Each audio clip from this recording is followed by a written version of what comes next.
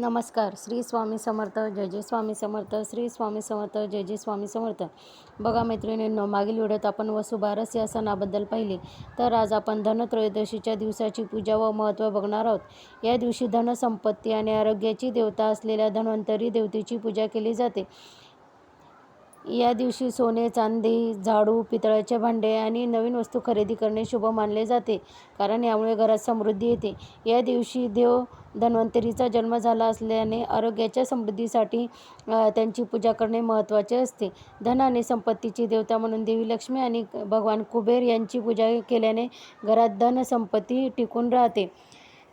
या दिवशी धन्वंतरीचे पूजन करावे. धन्वंतरी ही आरोग्याची देवता आहे. धन्वंतरीचा फोटो घरात मांडून पंचोपचार पूजा करावी व धन्वंतरी मंत्राचा एक माळ जप करणे. धन्वंतरी मंत्र असा आहे: ओम नमो भगवते वासुदेवाय धन्वंतरे अमृतकलशहस्ताय सर्वमय विनाशाय सर्व रोग निवारणाय त्रैलोक्यनाथाय श्री महाविष्णवे नमः. या मंत्राची एक माळ जप करावा. त्या फोटोला फुलांचा हार घालावा, तुळस वाहावी आणि नैवेद्य दाखवा. नैवेद्य धन्वंतरी देवतेला धान्य आणि गुळाचा नैवेद्य दाखवा आणि आपण जो घरात स्वयंपाक केला असेल त्या स्वयंपाकाचाही नैवेद्य दाखवावा. धन्वंतरीच्या उपासनेबरोबरच घरगुती आयुर्वेद ग्रंथाचे वाचन करावे. दीर्घायुष्य व उत्तम आरोग्यासाठी प्रार्थना करावी. धन्वंतरी हे आरोग्याचे अधिष्ठात्री दैवत असल्यामुळे त्यांच्या सेवेमुळे दीर्घायुष्य व आरोग्य लाभते.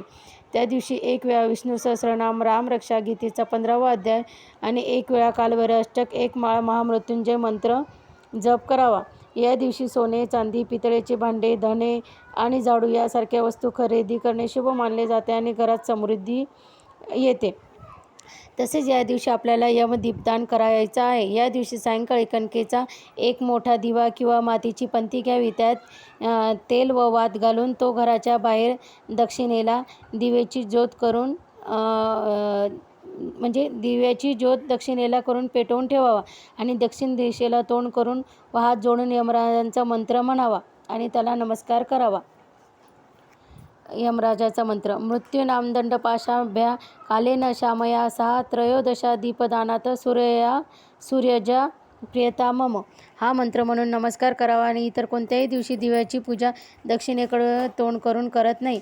दक्षिण दिशा ही धर्माची मानली जाते. यम हे धर्मराज ही मृत्यूची देवता आहे. या दिवशी त्यांची पूजा केल्याने अपमृत्यू टाळला जातो.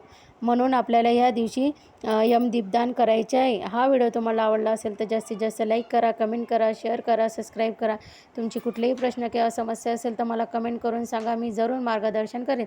श्री स्वामी समर्थ. जय जय स्वामी समर्थ. श्री स्वामी समर्थ. जय जय स्वामी समर्थ. धन्यवाद.